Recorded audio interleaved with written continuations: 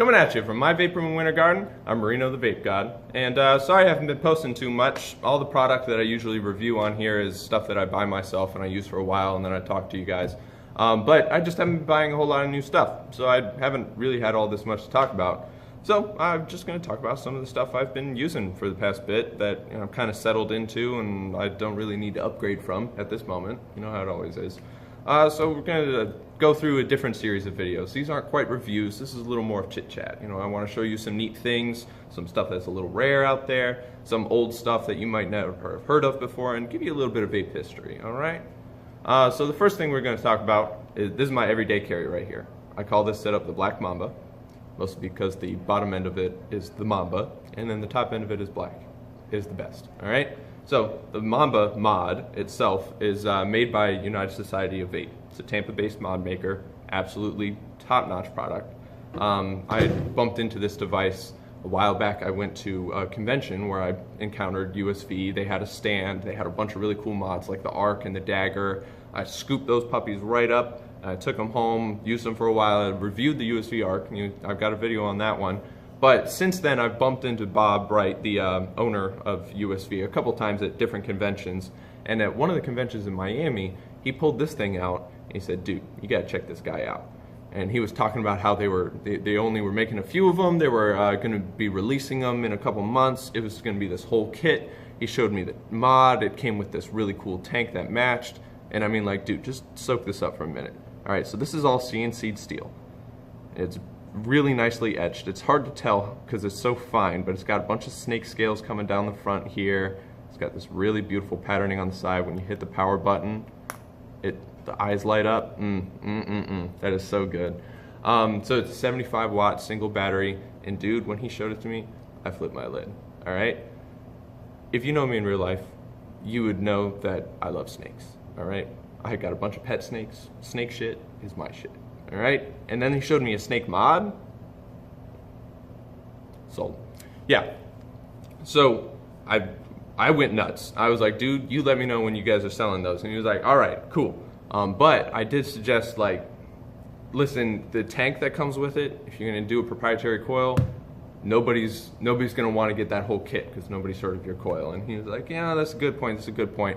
So a while later, he hits me up and he says, hey, we're selling the Mambas. And I was like, awesome. We picked a couple of them up, but he did let me know that they were only making 50 of them.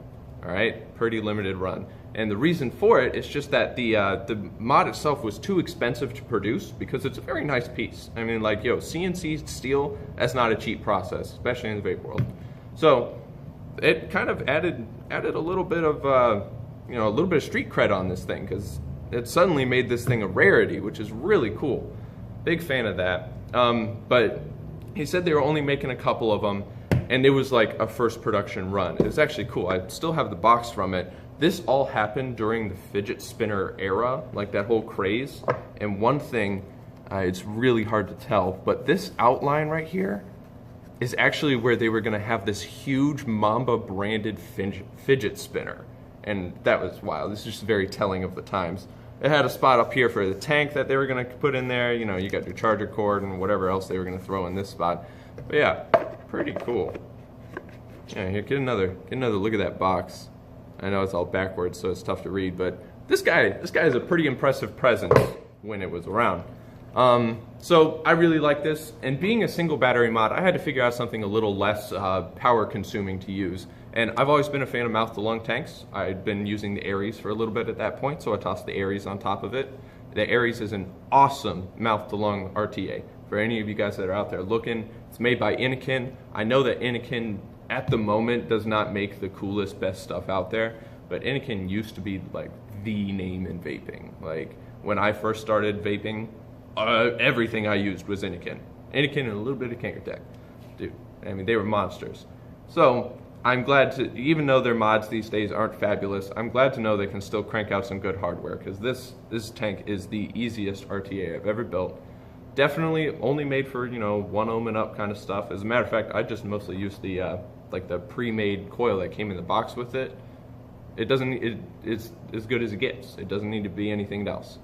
But it's nice. It's got really easy slide over top fill, a bunch of adjustments for your airflow. the way you wick it is the easiest part. Typically with an RTA, you'd have like you have very specific wells you got to shove that cotton into, and if you do too much, you get dry hits, and you do too little, and it floods. This guy, you just beat the whole system on it because it just, the cotton comes out of the bottom of the build deck, which is suspended in the middle of your juice. It's fantastic. You never waste anything. It soaks up every last drop of that juice. You barely have to worry about how you're wicking your cotton and all that stuff. Dude, it's the bomb. So this setup, my Black Mamba, has been treating me good for a long time now. I love this thing. Do you have a setup that you really love? Do you prefer mouth to lung or direct lung hits? I don't know. Talk about it. Let me know in the comments. We'll chit chat. Thanks for watching, guys.